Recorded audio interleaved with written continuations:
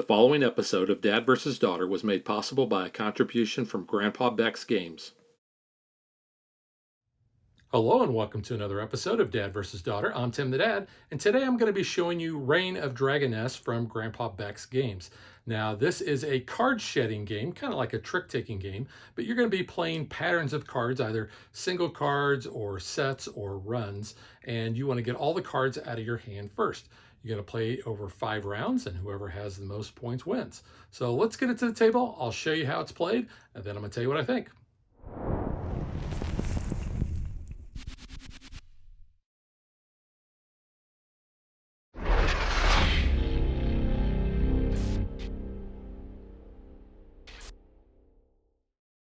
Here's a look at all the cards in the game. Now, we have 8 different clans of dragons, or if you want to think of them as suits. Starting down here with the lowest value, the Loken, you'll notice they only have 1 jewel. And then as we proceed, they have increasing jewel counts to show their increasing strength. So you can see we have a 2, 3, 4, 5, 6, 7, and then finally 8 is the Gildan, and they are the most powerful dragon, with the exception of the Dragoness. The Dragoness is the most powerful dragon in the game, but there's only 1 of those, and they're not really considered a clan or a suit. Now, the Dragoness card can be used as either a single card with a value of 13, or it can be used in a run, so like a 11, 12, and then the Dragoness would be 13. And obviously, since there is only 1 Dragoness, there is no other run or card that will be able to beat it. We also have a number of specialty cards. We have the Page. Now, the Page is a wild card, and it can replace any card between 1 and 8 in either a set or a run. If it's played by itself, it's going to be an 8. That's why you get that little dot there. You'll also notice that there are no jewels there, so this is considered to be lower than anything that has a jewel, which are the dragons.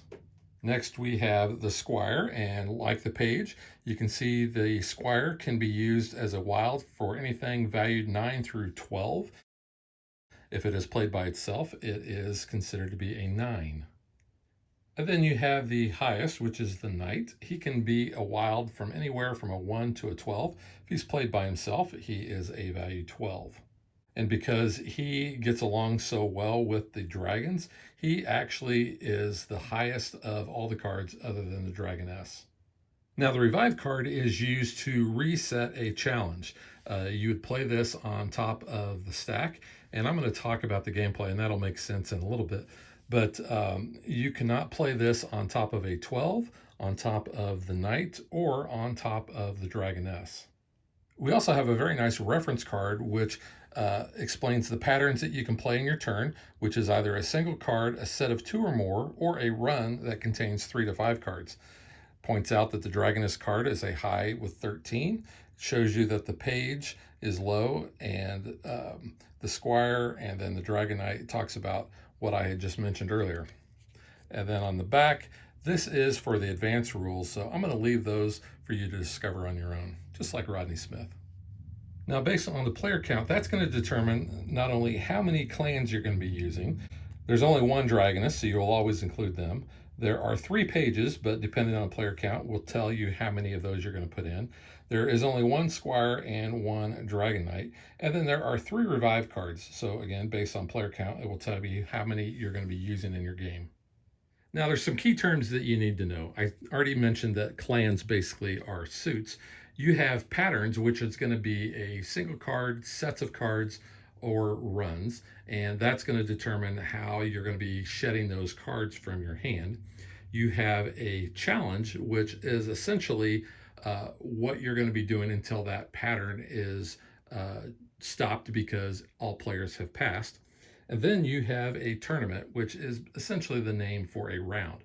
A tournament is built up of all these different challenges where you're playing those patterns. And then the game is played over the course of 5 tournaments or 5 rounds. For the purposes of this video, I'm going to be acting as if I am in a 4-player game. So in a 4-player game, you are going to be using 5 of the dragon clans. Now you can pick whichever ones that you want. However, I would recommend starting either with the lowest 5 or the highest 5, just so that it's easier to keep track of those jewels that are on the sides, so you know which is more powerful than the others. We're going to be using 1 page, 1 squire, 1 knight, 1 dragoness, 1 revive. So now that we've got our cards picked for our game, we're going to take all these and we're going to shuffle them together.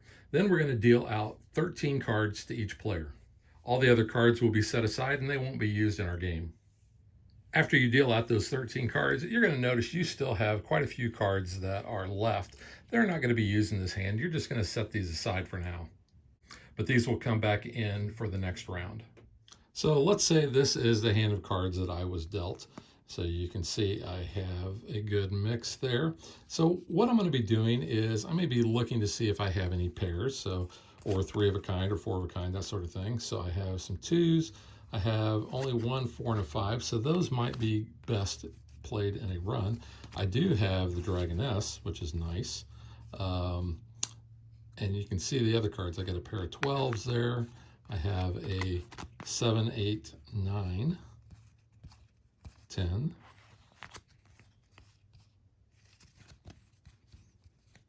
I also have another 8 and another 10. So put those like this. So when you're sorting your hand, you got to be thinking that you've got sets and runs that you're really going to be playing. So you might sort your hand something like this. So the first player of the round is actually going to set what's called the pattern. Now the pattern is going to be used until everyone passes, and then you would start a new pattern. So a pattern can be a single card, or 2 of a kind, 3 of a kind, that sort of thing, or it could be a run anywhere from 3 to 5 cards. So let's say that I am the first player, and I decide that I'm going to start off and I'm going to lead a pair of 2s. So I'm going to place this on the table. I'm going to put the highest card on top. So you can see this is a pair of 2s with 5 jewels. Now the next player has to follow that pattern. So that means that they have to either play a revive card, which would actually reset, or they would have to play a higher pair of 2s or a higher pair. So this player looks in their hand and they see they do not have any other pairs except for this 12. Now you'll notice too, they also have the squire, which can be used as a wild from anything from a 9 to a 12. So they can't actually include the squire with these 2 cards. They could if they wanted to do this, but that would be kind of silly. They want to keep that wild card. So in this case, they're going to play this pair of 2s, and you'll notice that it is a value of 4 jewels. So they're going to place that on top of the 2s that we already have on the table. The next player looks at their hand and they have a higher pair of 12s. In fact, they've got the knight. So they're going to go ahead and they're going to play that down. And so that is going to be the highest pair that can be on the table. Since this last player has no 12s, in fact, they would not even have a higher 12 to play down, they are actually going to have to pass without playing any cards this round. Play would come back to the first player. Since they cannot beat that, they would pass. And this player is the one who played this. They are the last one standing. They would pass, and we would start a new pattern, starting with this player. So they look at their hand, and they actually have several options. They have pairs of 3s and 4s, but let's say that they decide they want to do a run. So they take this 2, 3, and they're going to go all the way up to 5. So they're going to play this run of 4 cards, and you can take these cards that you previously had and you can set those aside, or you can just flip them face down. But this run of 4 cards then is going to be played onto the table. This player would look at their hand and they have to have a higher run of 4 cards. So they do.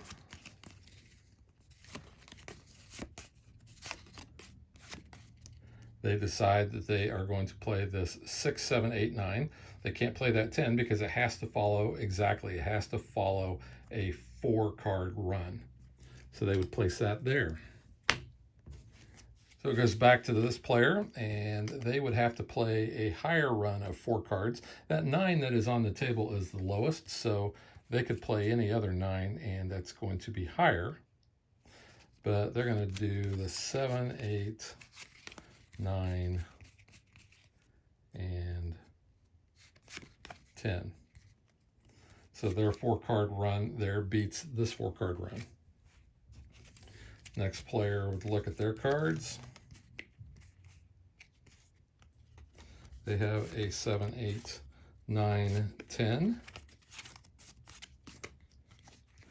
And because that 10 has higher jewel counts, this is the highest in this 4-player game, they can go ahead and play that on top of that one. Comes back to this player, and they do have a 7. They can use this as a wild 8. So there is their 7, 8, 9, 10. However, their 10 is not higher than the 10 that's on there, so they're not able to actually use this to play it. So in this case, this player is going to have to pass.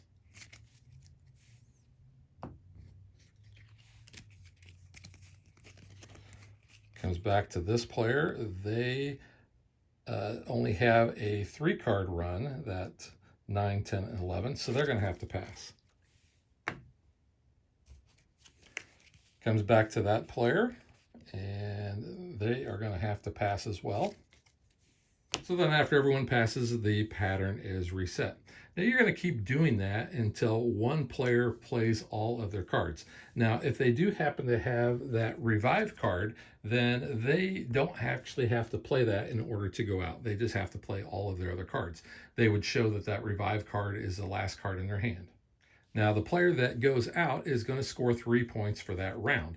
The player who has the next fewest cards would score 2, and then the next player that has the fewest cards would score 1. You're going to do that for 5 rounds. Whoever has the most points wins. Now, let's get to what I think.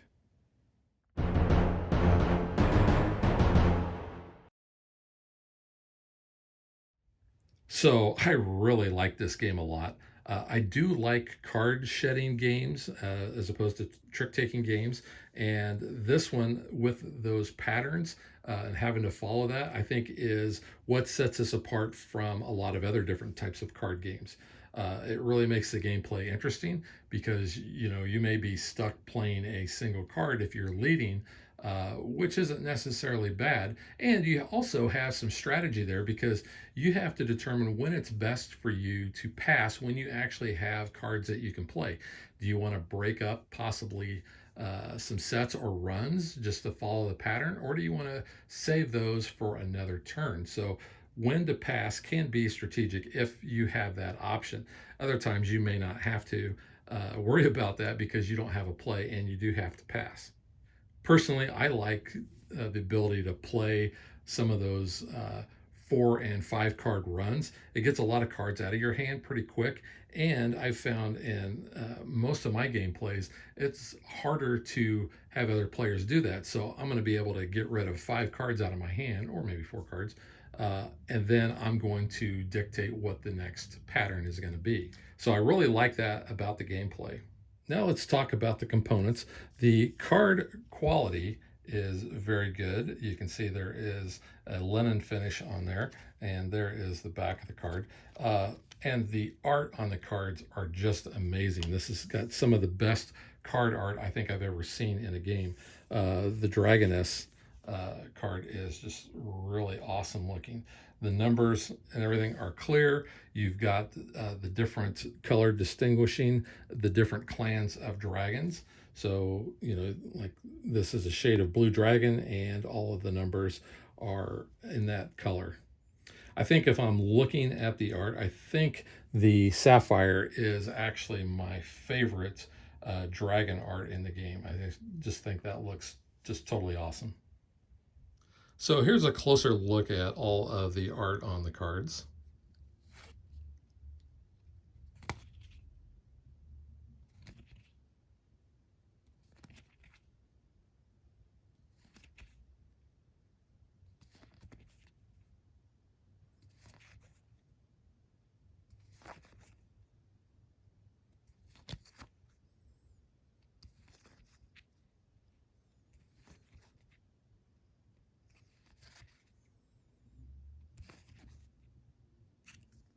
The game insert has a really cool art inside, and you can see that this is a small box game, so this is going to travel extremely well.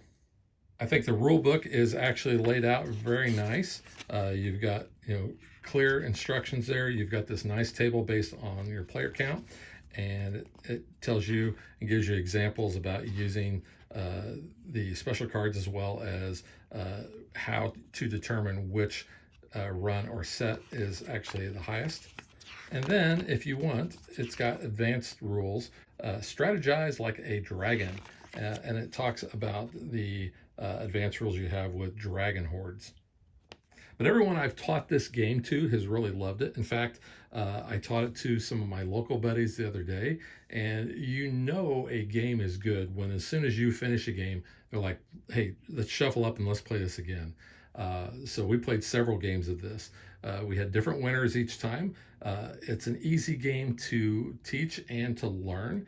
Most folks are used to trick-taking games. They may not be used to the card shedding, but I think it all makes sense. It's not a hard concept to figure out. I mean, and who doesn't like games about dragons? I mean, it's just a really cool concept. I love the theme, love the gameplay, I love the art. This game is getting 2 thumbs way up from me. This is going to be one of those games, I think, that not only will it hit the table a lot, but it's also going to be traveling based on that small box size. So I can't wait to actually introduce this to more family and have a lot of fun playing it with them. So that is Reign of Dragoness from Grandpa Beck's Games, and we will catch you guys next time. Thanks for watching our video. We hope you enjoyed it, and if you did, click that like and subscribe button. You can also follow us on social media like Facebook and Twitter at DadBeDaughter. And if you like what we do and you want to support us, you can visit our Patreon page. So thanks for watching. Thanks.